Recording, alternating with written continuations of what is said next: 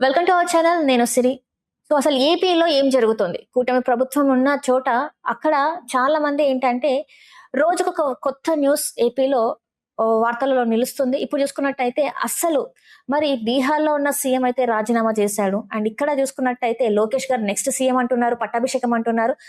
అక్కడున్న చంద్రబాబు నాయుడు గారేమో ఉప ప్రధాని అని చెప్పేసి వార్తలు వినిపిస్తున్నాయి. మరి ఇంతకీ పవన్ కళ్యాణ్ గారి పరిస్థితి ఏంటి? అసెంబ్లీలో చూసుకున్నట్టయితే పవన్ కళ్యాణ్ గారు మరి వైసీపీ పార్టీ గురించి చాలా గట్టిగా మాట్లాడుతున్నారు. సో ఈ అంశాల గురించి మనకి వివరించడానికి మనతో పాటు ఉన్నారు ప్రముఖ రాజకీయ విశ్లేషకులు పురుషోత్తం రెడ్డి గారు. నమస్కారం సార్. నమస్తే సిరి గారు. సార్ ఎలా ఉన్నారు సార్? ఫైన్ అండి. సార్ అసలు ఏపీలో ఏం జరుగుతుంది సార్?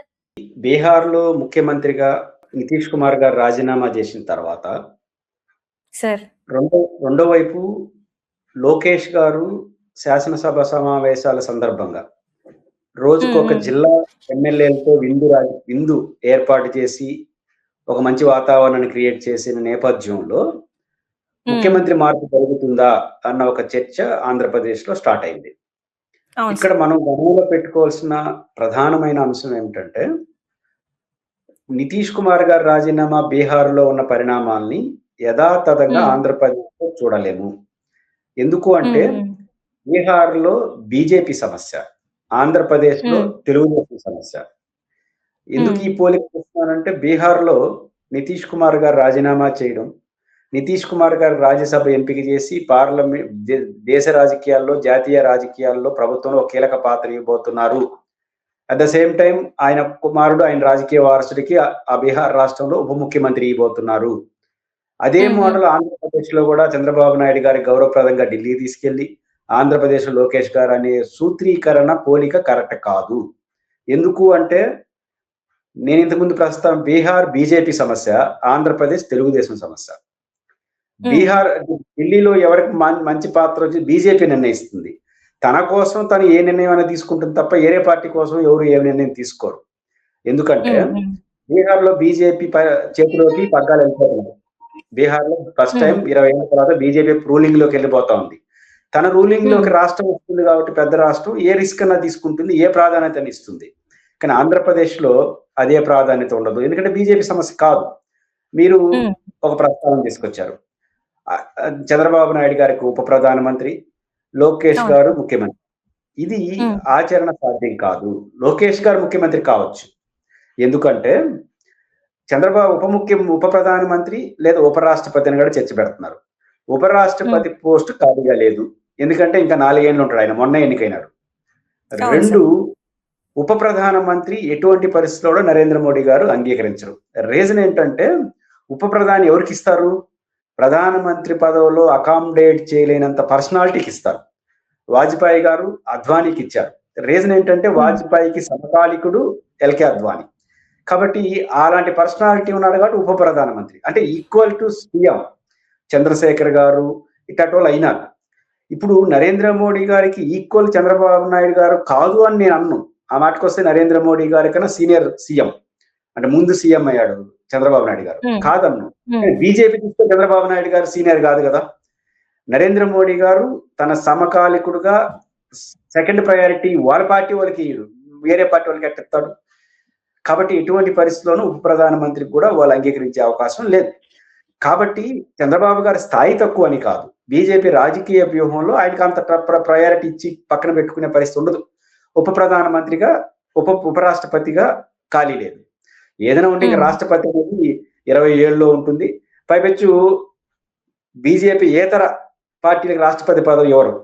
2 ఎల్కే అద్వానీకి ఇచ్చుంటారు. అలాంటి చంద్రబాబు నాయుడు గారికి ఎట్లిస్తారు? కాబట్టి దేశంలో ఏదో తెలుగుదేశం ఆశిస్తా ఉంది. రీజన్ ఏంటంటే లోకేష్ గారిని ముఖ్యమంత్రి కావాలనేది ఆ పార్టీ నిర్ణయం దాదాపు జరిగిపోయినట్టుంది. బట్ ఏ పేరుతో ముఖ్యమంత్రిగా పెట్టాలి? చంద్రబాబు నాయుడు గారు యాక్టివ్ ఉన్నారు. ప్రజలు కూడా చంద్రబాబు నాయుడు గారి నాయకత్వంలో ఆంధ్రప్రదేశ్ అభివృద్ధి కోసం ఆయన్ని ముఖ్యమంత్రిని చేసినారు. 20 నెలల్లోనే ఆయన పక్కకు పెట్టి లోకేష్ గారికి ఎందుకు ఇవ్వాలి అనే చర్చ వస్తుంది. కాబట్టి ఆయన దేశ అవసరాల కోసం దేశంలో తీసుకెళ్తే ఏ ఇబ్బంది అని తెలుగుదేశం అనుకుంటుంది, బీజేపీ ఎందుకు అనుకుంటుంది? కాబట్టి బీహార్ యా సార్ అంటే ఇక్కడ చూసుకున్నట్టయితే మీరు అన్నారు కదా అసలు లోకేష్ గారిని ఇప్పుడు చంద్రబాబు నాయుడు గారు యాక్టివ్ గానే ఉన్నారు, లోకేష్ గారిని ఎందుకు సీఎం చేస్తారంటే ఇక్కడ కొంతమంది కొన్ని మాట్లాడుతున్నారు సార్. ఏమంటున్నారంటే ఈ దీపం ఉన్నప్పుడే ఇల్లు చక్కబెట్టుకోవాలి, అంటే చంద్రబాబు నాయుడు గారు ఉన్నప్పుడే లోకేష్ గారిని సీఎం చేస్తే సో ఆయన ఆయన ఏదైతే తన పాత ఉంటుందో లోకేష్ గారి పాతకి సుగమం చేస్తున్నారు, వే అనేది క్లియర్ చేసేస్తున్నారు, ఆయన ఉన్నప్పుడే ఇది సాధ్యం అవుతుంది. ఒకవేళ ఏమన్నా జరగరాంది జరిగితే లోకేష్ గారికి ఇలాంటి పదవి అనేది ఇంకా మనం చూడలేము, అందుకే ఇప్పుడు ఇలాంటివి చేస్తున్నారని చెప్పేసి కొంతమంది మాట్లాడుతున్నారు సార్. మరి దీని మీద మీ అభిప్రాయం ఏంటి సార్? 100% లోకేష్ గారు ఇప్పుడు ముఖ్యమంత్రి కావడం పొలిటికల్ గా కరెక్ట్ నా అంచనా ప్రకారం. ఎందుకని సార్. ఇప్పుడు ఉదాహరణకు 3 పద్ధతులు ఉంటాయి. ఇప్పుడు ముఖ్యమంత్రి కావడం, లేదా ఎన్నికలకు ముందు ముఖ్యమంత్రి కావడం, లేదా 29 ఎన్నికల్లో క్యాంపెయిన్ చేసి మళ్ళీ ముఖ్యమంత్రి కావడం. ఈ రెండింటిలో ది బెస్ట్ మెథడ్ తెలుగుదేశానికి ఇప్పుడే. ఎందుకంటే ఇంకా 3 ఏళ్ళు ఉంటుంది. కాబట్టి లోకేష్ గారు ప్రూవ్ చేసుకోవడానికి ఒక ఛాన్స్. ఆయన ప్రూవ్ చేసుకుంటాడా ఫెయిల్ అవుతాడా అనేది ఆయనకు సంబంధించిన విషయం. బట్ 3 ఏళ్ళు అనేది ఒక సఫిషియెంట్ పీరియడ్. కాబట్టి లోకేష్ గారికి ఇది సరైన సమయం, పొలిటికల్ గా కరెక్ట్. 2 ఎన్నికల అంటే తట్టుకోలేడు. 29 ఎన్నికల్లో ఆయన ముఖ్యమంత్రి అభ్యర్థి అనుకో పవన్ కళ్యాణ్ గారు అభిమానులు ఒప్పుకోరు. ఎందుకంటే 24లో తండ్రిని 29లో కొడుకుని చేసుకుంటూ నువ్వేం చేస్తా ఉంటారు వాళ్ళు అభిమానులే. కాబట్టి లోకేష్ గారికి సరైన సమయం. కానీ ఇబ్బంది ఎక్కడ వస్తుందంటే చంద్రబాబు నాయుడు గారిని చూసి కదా ఓట్లేసాం. 20 నెలల్లో ఆయన ఎందుకు పక్కన పెట్టాలి? పక్కన పెట్టాలంటే పనిష్మెంట్ కాదు. ఆయన పక్కన పెట్టేసి ఈయన ముఖ్యమంత్రి ఎందుకు చేయాలంటే ఆయన నాయకుడుగా ఎదగడానికి. అది తెలుగుదేశం అంతర్గత సమస్య, ప్రజల సమస్య కాదు. తెలుగుదేశం భయపడతా ఉంటుంది అక్కడనే. చంద్రబాబు నాయుడు గారిని గౌరవప్రదంగా దేశ ఉప ప్రధానమంత్రిని చేసి ఇట్లాంటి బాధ్యతలు ఇస్తే అందుకోసం లోకేష్ గారిని ముఖ్యమంత్రిని చేశారనే పిక్చర్ ఇస్తే ప్రజలు పాజిటివ్ గా తీసుకుంటారు. అంత సహకారం బీజేపీ ఇస్తుందా అనేది ఇక్కడ మౌలికమైన ప్రశ్న. కాబట్టి తెలుగుదేశం సమస్య కాబట్టి వాళ్ళు సహకరించకపోవచ్చు. ఆ సహకరించకుండా ఆయన ఇంకో ప్లేస్ లో పెట్టి చేయాలంటే కేవలం లోకేష్ గారిని ముఖ్యమంత్రిని చేసుకోవడం కోసం ఇవన్నీ చేసినారని ఒక నెగిటివ్ ఫ్యాక్ట్ వెళ్ళడం తెలుగుదేశానికి రాజకీయంగా నష్టం అని, దాన్ని ఎట్ట అధిగమించాలని వ్యూహ ప్రతివ్యూహాల్లో తెలుగుదేశం ఉన్నట్టుగా నాకు అనిపిస్తుంది. ఇక్కడ చూసుకున్నట్టయితే మీరు అంటున్నారు బీజేపీ సపోర్ట్ ఎందుకు చేస్తుంది ఇక్కడ వీళ్ళకి, అంటే ఎందుకు సపోర్ట్ చేస్తారు, ఎందుకంటే కూటమిలోనే ఉన్నారు. ఆయన ఇంకొకటి చూసుకున్నట్టయితే ఇక్కడ బీజేపీకి తెలుగుదేశం వల్లనే బీజేపీ ఈ రోజు ఆంధ్రప్రదేశ్ లో నిలిచింది. ఇంతకుముందు చూసుకున్నట్టయితే అసలు ఇంత సంఖ్యలో ఎప్పుడు గెలిచింది లేదు. మరి ఇలాంటి టైంలో మరి బీజేపీ సపోర్ట్ చేయదు సార్, ఎందుకంటే కేంద్రంలో చూసుకున్నట్టయితే తెలుగుదేశం పార్టీ లేకపోతే బీహార్లో ఉన్న జేడీయూ పార్టీ లేకపోతే ఈ రోజు బీజేపీకి అసలు కాలం లేని పరిస్థితి. అట్లాంటిది ఇప్పుడు మరి తెలుగుదేశంకి ఎందుకు హెల్ప్ చేయరు సార్ మరి వీళ్ళు? మీ బాధ నా బాధ ఎట్లా అవుతుంది? మీ బాధ మీదే, నా బాధ నాదే. కానీ మీ బాధ నన్ను ఎందుకు అర్థం చేసుకోరంటే అది కుదరదు. మీ బాధ మీరు భరించుకోవాలి. నేను అందుకే చెప్పాను బీహార్ అని బీజేపీ బాధ. ఎందుకంటే బీజేపీ ఆ రాష్ట్రాన్ని తన చేతిలోకి తీసుకోవాలనుకునేది కాబట్టి ఆయనకు ఆడ గౌరవం, ఆయన కొడుకు ఇక్కడ గౌరవం ఇచ్చింది. ఇక్కడ ఆంధ్రప్రదేశ్ లో తెలుగుదేశానికి సంపూర్ణంగా సహకరిస్తే బీజేపీకి వచ్చే లాభం ఏంది? ప్రతి రాజకీయ పార్టీ తన లాభాన్ని చూసుకుంటుంది. కాబట్టి బీజేపీకి బీహార్ అన్నది ఇంపార్టెంట్. వాళ్ళ చేతిలోకి బీహార్ వెళ్తుంది కాబట్టి ఇప్పుడు ఉప ప్రధానిగా చంద్రబాబు నాయుడు గారికి ఢిల్లీలో ఇచ్చి, ఆంధ్రప్రదేశ్ లో లోకేష్ గారు ముఖ్యమంత్రి ఇచ్చి పూర్తిగా సహకరిస్తే బీజేపీకి వచ్చే లాభం ఏంటి? ఇది బీజేపీ చూసుకుంటుంది. తెలుగుదేశానికి బాగానే ఉంటుంది. నెంబర్ 1. మీరు ఇంకోటి అంటారు తెలుగుదేశం కూడా ఆధారపడి ఉంది కదా, అది భ్రమ. టెక్నికల్ గా కరెక్ట్ 274 సీట్లు ఉంటేనే ఉంటుంది. వాళ్ళు 274 లేదు బీజేపీకి. చంద్రబాబు నాయుడు గారు అనుకున్నా, నితీష్ కుమార్ గారు అనుకున్నా ప్రభుత్వం నిలబడదు అనేది ఒక టెక్నికల్ వాస్తవం. కానీ ఆ పరిస్థితి దేశ రాజకీయాల్లో లేదు.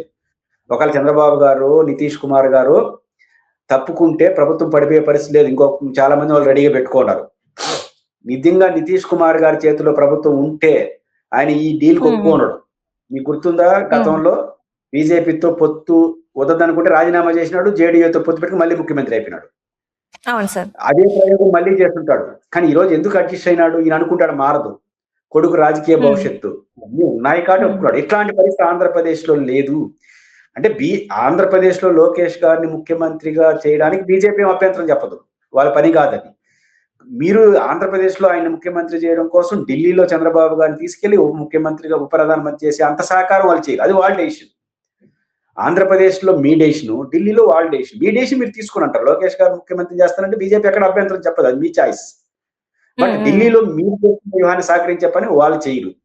కానీ తెలుగుదేశం ఓకే ఎంత బలపడితే వాళ్ళకే లాభం. Right sir. అండ్ ఇంకొకటి కూడా బాగా వినిపిస్తుంది సార్. ఏంటంటే బీజేపీ అంటే కావాలనే ప్రాంతీయ పార్టీలు ఏవైతే ఉన్నాయో అవన్నీ కూడా బీజేపీ వాళ్ళ గుప్పెట్లో పెట్టుకుంటుంది. ఇక్కడ చూసుకున్నట్టయితే నితీష్ కుమార్ ది పార్టీని ఎట్లా బీహార్‌లో స్వీప్ చేసేసింది. నెక్స్ట్ ఇప్పుడు ఆంధ్రప్రదేశే అని చెప్పేసి మాట్లాడుతున్నారు. సో ఇది నిజమే అంటారా సార్? ప్రాంతీయ పార్టీలు లేకుండా బీజేపీ చేస్తుందంటారా మరి? ఏ పార్టీ అయినా బీజేపీని ఎందుకు అనుకోవాలి? ఏ పార్టీ అయినా. ఒక మీడియా హ్మ్. తీసుకోండి, మీరైనా, నేనైనా. ఇప్పుడు ఉన్న జర్నలిస్టుల్లో నేను బెస్ట్ జర్నలిస్ట్‌గా ఉండాలని మీరు అనుకోరా? ఉన్న ఖచ్చితంగా అనుకుంటున్నాను. అనలిస్ట్‌లో నేనే బెస్ట్‌గా ఉండాలని నేను అనుకోనా? అది తప్పు కూడా కాదు. కానీ దేశం అంతా హ్మ్. మనమే ఉండాలని బీజేపీ అనుకుంటే తప్పేంటి? దానికి వాళ్ళు ఎంచుకున్న మార్గం ఏమన్నా అన్‌డెమోక్రటిక్‌గా ఉంటే తప్పబట్టాలి. కాబట్టి హ్మ్. బీహార్‌లో వాళ్ళు పక్కా వ్యూహం వేసినారు. 2 సార్లు నితీష్ కుమార్ గారి పార్టీ కన్నా ఎక్కువ సీట్లొచ్చినా గూడా నితీష్ కుమార్‌నే పెట్టారు ముఖ్యమంత్రిగా. అంటే ఒక హ్మ్. దూరదృష్టితో బీహార్‌ని మన చేతిలోకి తీసుకురమ్మన్నారు. ఫలించింది ఈరోజు. రేపు ఆంధ్రప్రదేశ్‌లో కూడా అట్లాంటి పరిస్థితొస్తే బీజేపీ చేస్తుంది. బట్ హ్మ్. ఈరోజు ఈరోజు ఏమి చేయకుండా బీజేపీని అమర్చాం. కానీ ఆంధ్రప్రదేశ్‌లో ఉండాలి, దేశంలో ఉండాలి. మనం ఒక పార్టీ దేశంలో ఉండాలి. ఈ ప్రాంతీయ పార్టీలతో సమస్య అనుకుంటే దానికోసం ఆ పార్టీ ప్రయత్నం చేయడం తప్పు కాదు. బట్ ఆ ప్రయత్నం అన్‌డెమోక్రటిక్‌గా ఉంటే మనం అర్థం చెప్పాలి. ఈ రోజు వరకు ఆంధ్రప్రదేశ్‌లో వాళ్ళు అన్‌డెమోక్రటిక్ యాక్టివిటీ ఏం చేయట్లేదు.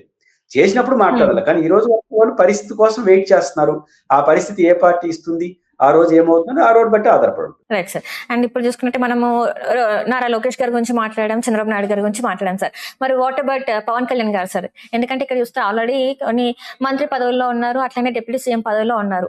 అయితే వీళ్ళ ఫ్యాన్స్ అనేవాళ్ళు ఇప్పుడు నెక్స్ట్ సీఎం అవ్వాలని వీళ్ళు అనుకుంటున్నారు. జనసేన అధినేత పవన్ కళ్యాణ్ గారు సీఎం పదవిలో సీఎం కుర్చీలో కూర్చోవాలని చెప్పి ఫ్యాన్స్ అనుకుంటున్నారు. మరి నిజంగా అది అయ్యే అవకాశం ఉందా సార్ మరి ఇప్పుడు? సమస్య ఏంటంటే మీ గురించి మీరు ఆలోచిస్తే ఏదన్నా జరుగుతుంది. నా గురించి నేను ఆలోచిస్తే జరుగుతుంది. నా గురించి సార్. మీరు, మీ గురించి నేను ఆలోచిస్తే ఏమవుతుంది? ఇప్పుడు పవన్ కళ్యాణ్ గురించి అందరూ ఆలోచిస్తున్నారు ఆయన తప్ప. ఇప్పుడు ఆయన అనుకోవాలి కదా ఫస్ట్. ఆయన ముఖ్యమంత్రి అవ్వాలని ఆయన అనుకోకుండా, ఆయన ఫ్యాన్స్ అంతా అనుకుంటే లాభమే ఉంది. కాబట్టి ఇప్పుడు సమస్య ఏంటంటే ఆయన అనుకోవాలి. ఆయన ఇప్పుడు క్లారిటీతో ఉన్నాడు. హ్మ్. ఆంధ్రప్రదేశ్‌లో తెలుగుదేశం ఒక బలమైన పార్టీ. జగన్మోహన్ రెడ్డి గారి నాయకత్వంలో వైసీపీ ఒక బలమైన పార్టీ. మధ్యలో హ్మ్. మనం ఒంటరిగా పోతే ఎమ్మెల్యే గూడా కాలేమని 2019లో రుజువయిందా?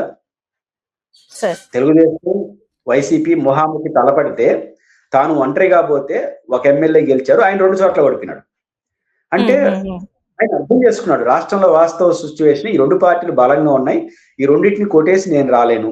ఆ 2 కొట్టుకుంటామంటే నా పార్టీకి నేను పోతే నన్నెవరు పట్టించుకోవట్లేదు. ఈ పరిస్థితిలో మనం వ్యూహాత్మకంగా ముందుకెళ్ళి ఇప్పటికిప్పుడు ముఖ్యమంత్రి కాంపిటేటివ్ మనం కాదు. అదే ప్రాక్టికల్‌గా వచ్చి ఆయన పని ఆయన చేసుకుంటున్నాడు. అంటే హ్మ్. మాకు పవన్ కళ్యాణ్ గారు ముఖ్యమంత్రి కావాలని మనం ఆయన అభిమానులు అనుకుంటున్నారని, మీరని, నేనని అభిమానులు అనుకుంటే ఆయన ప్రాక్టికల్‌గా ఉన్నాడు. కానీ వీళ్ళిద్దరూ దూరమైనంటే మనం ఎమ్మెల్యే ఎదగాలనే అభిప్రాయం ఆయన చూసినాడు. ఇప్పుడు కనీసం ఉప ముఖ్యమంత్రి, ఒక హోదా, ఒక 21 మంది ఎమ్మెల్యేలు కలిసి ఉంటే తెలుగుదేశంతో. తెలుగుదేశం కలిసి హ్మ్. ఉండకుండా, జగన్‌తో కలిసి ఉండకుండా మనం 1, 2 ఎమ్మెల్యేకి పరిమితం అయిపోతున్నాం. ఏం సాధిస్తాం? హ్మ్. ఇది ఆయన ప్రాక్టికల్ డెసిషన్. ఈ రోజు కూడా ఆయన బయటొస్తే ఏమవుతాడు? ముఖ్యమంత్రి అవుతాడా? ఎట్లా అవుతాడు? కాబట్టి ఆయన ప్రాక్టికల్‌గా ఉన్నాడు. ఆయన అభిమానులు మా వాడు ముఖ్యమంత్రి కావాలనే పేరుతో అన్‌ప్రాక్టికల్‌గా ఉన్నారు. కాబట్టి అన్‌ప్రాక్టికల్‌గా అభిమానులు పెట్టుకొని ఆయనేం చేస్తాడు పాపం. ఆయన ప్రాక్టికల్‌గా ఉన్నాడు కాబట్టి ఆయన రూట్‌లో ఆయన పోతున్నాడు. ఆయన ముఖ్యమంత్రిగా చూడాలని మీరు నేను అనుకుంటే మనిద్దరం కాదు కదా ముఖ్యమంత్రిని చేసేది. కాబట్టి ఆయన చాలా ప్రాక్టికల్‌గా ఉన్నాడు. ఆయన ఉంటాడు. ఇప్పట్లో ఆయన చేయగలిగింది కూడా ఏమి లేదు.